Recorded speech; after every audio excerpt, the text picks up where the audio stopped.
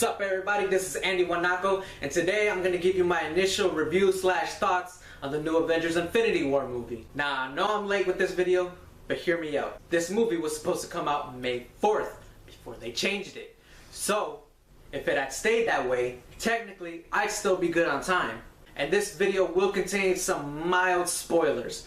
I say mild because any thoughts or speculations that have been talked about this movie have already been touched upon, and there's nothing more I can add to it. I will, however, still review the movie as a movie and talk about my favorite parts in the movie. And again, spoiler warning. This movie was so highly anticipated, and it delivered something no one was expecting. Whatever you think won't happen, will happen, and whatever you think will happen, won't happen. And the other way around. It's like finally get to make out with your crush, but it's not what you'd expect because your expectations were so high and it just leaves you unsatisfied. Not to say that the movie is disappointing, far from it. You just had to lower your expectations a bit so you won't be as surprised. On a personal note, I liked the movie, but I didn't love it. Kinda like how you don't love your girlfriend after only having sex with her for the first time. Now, as a superhero / comic book movie, Infinity War does something different within the genre. It's nothing new we haven't seen before, but it did raise the bar a few notches to give you a great experience. The stakes feel higher than ever, and the movie does a good job of making you feel like you're within this world with our heroes. And that could all be thanks to the villain Thanos. Finally, somebody who's an actual threat and gives you the idea that the protagonist won't win. It did something a superhero movie should have done, and it's what we all needed for a change in the genre. As for the production value of it, it just keeps looking better. The best part has to go to the CGI on Thanos' face. Like, the facial movements and like the facial expressions just look like a real face. The camera shots were directed excellently too. Like, there's this one particular shot that stands out to me the most. There's this one shot where the Black Order first comes to Earth at the beginning. It starts from the inside of Doctor Strange's sanctum, and you follow like Tony Stark as he walks outside, and you see like heavy wind and people falling, and it just leaves you anticipating to what the reveal is going to be. They do the same thing at the end of the movie with the end credit scene. The entire end credit scene is shot in one take, and that's just awesome. One thing that matters to me when I watch a movie is the pacing, and Infinity War's pacing kicks ass. Like, every scene has a purpose to be there and not one feels pointless. With a cast this big, it'd be easy to see how somebody would worry about every character not getting enough screen time, but luckily, they accomplished it. The filmmakers were able to balance everybody's part in the movie thanks to the plot. Like, the way every scene leads into the next just flows tremendously, which is part of what made the first Avengers so awesome. The movie does a good job on giving time to every scene, and what I mean by that is that the movie does something like, oh, here's a scene with Tony Strange and Spider-Man. Hey, here's a scene with the Guardians and Thor. Hey, here's Cap, Black Widow's, and Falcon's first introduction into the movie. Oh, wonder what this team is doing? Don't worry, so are we. Let's catch up. Oh, haven't seen these guys in a while. Let's see what they've been up to. Like, it just plays off perfectly. Another great aspect about this movie is the characters and the way they play off each other. Like, the way the filmmakers grouped each set of characters was probably like the best way they could have done it with how many people are in the movie. You got Bruce Banner meeting up with Doctor Strange, who meets up with Tony, who meets up with Spider-Man, who all later meet up with the Guardians of the Galaxy, who earlier met Thor, who goes on a separate mission with freaking Rocket and Groot. It's so awesome seeing characters meet up with each other for the first time, and it's just as awesome to see characters meet up with each other who haven't seen each other in a long time. When Strange and Tony meet is just as funny as when Thor first meets Star-Lord / Peter Quill. Like, it's hilarious. Okay, now it's time for spoilers. Right off the bat, this movie just like lets you know that you're gonna be in for the ride of your life. It starts from the mid-credits scene in Thor Ragnarok, where like they're in space and you see that big ship just shows up. Everybody was all like, yep, that's probably Thanos. Wouldn't you know it, it was Thanos, and he is not around. The movie right away establishes that Thanos is one of the strongest like villains in the Marvel Universe. And it does this by showing him beating the crap out of Hulk in a game of strengths and killing off You ready for this? Idris Elba's character, forgive me, I forget his name, and Loki. Yes, Loki dies in the movie within like the first 10 minutes. But it was bound to happen, like somebody had to die, and what a way to go out, man.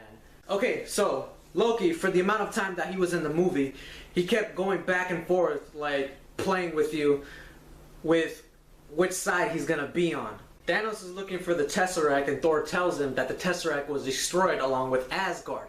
But what he doesn't know is that Loki took it before they left. Thor's all like, "You're the worst brother ever," and the Tesseract is given, like that. But before Loki gives him the Tesseract, Thanos threatens him by killing Thor if he doesn't give up the Tesseract. Loki's all like, "Kill away." And like, before he could even like kill Thor, he's all like, "Alright, stop, I'll give you the Tesseract." Later, Loki pledges to Thanos that he's gonna serve by him. He goes, "I, Loki," starts listing all the names that he's known for, looks at Thor and goes, "Odin's son." Right there, it just shows you that Loki still has a deep care for his adopted brother, even though they went through so much together. And it is made clearer when Loki actually tries to go for Thanos' neck. Of course, it doesn't go as planned, and you know right there that Loki's done for. Thanos grabs Loki by the neck and lifts him up like a freaking garbage bag. And like, just the way you see Loki like struggling for a gasp of breath, like, just gets you so deep in your emotions, man. He's spazzing out, his face turns pale, and then, like, his last words were, "You will never be a god." And then he goes out like the real MVP. This death is both great and sad at the same time, because, like I said, it shows you that Loki still has a good heart behind all that anger and rage. He realizes that Thanos is a bigger threat than, like, anything he could have faced in the past in the franchise.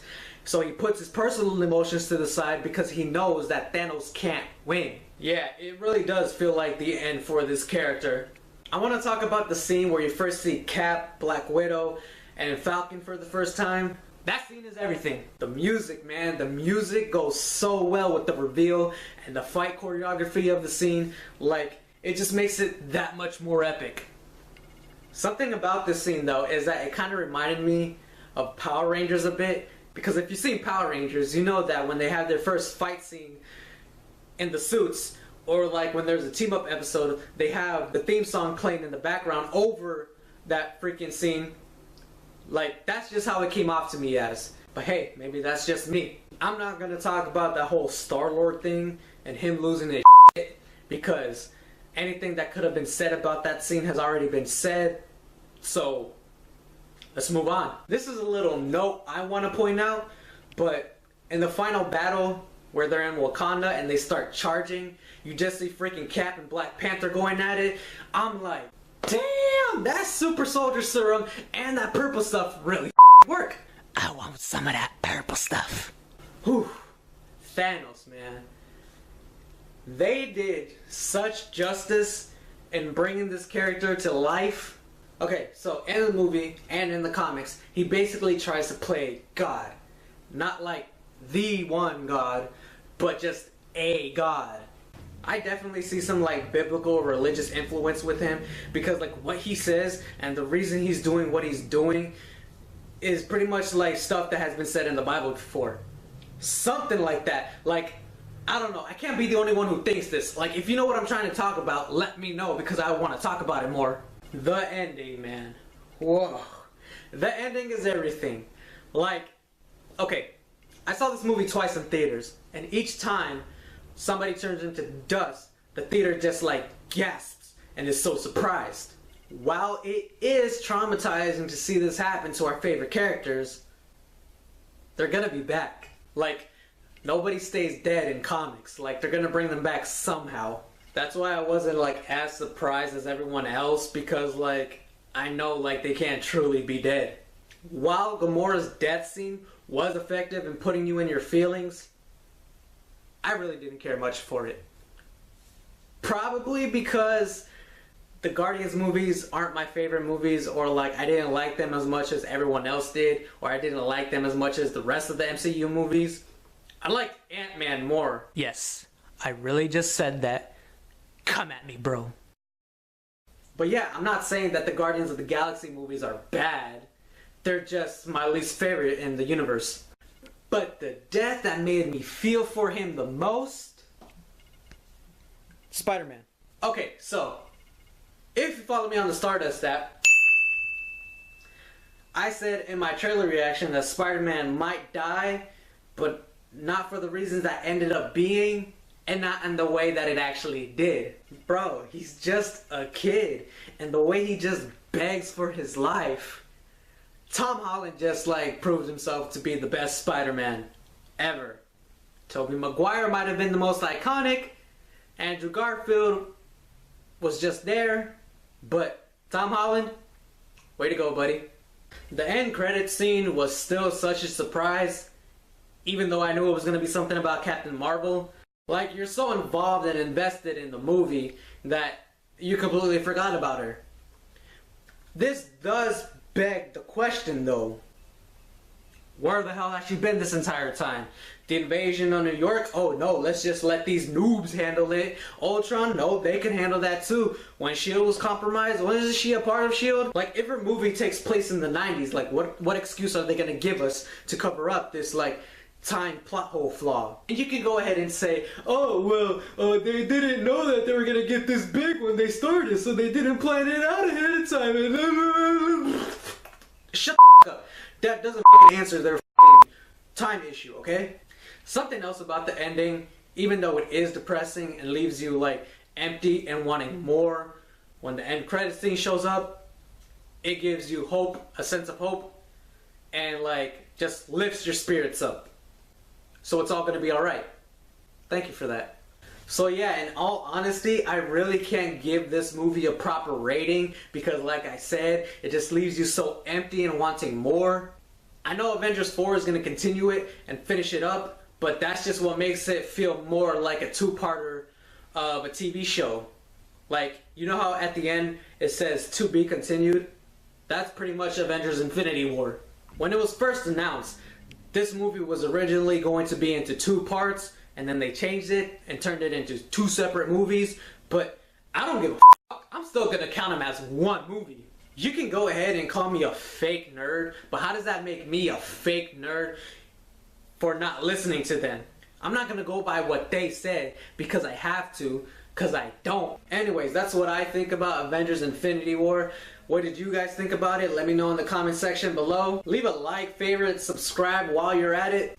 Thank you guys for watching. I really do appreciate that you guys actually have an interest in what I have to say about that movie.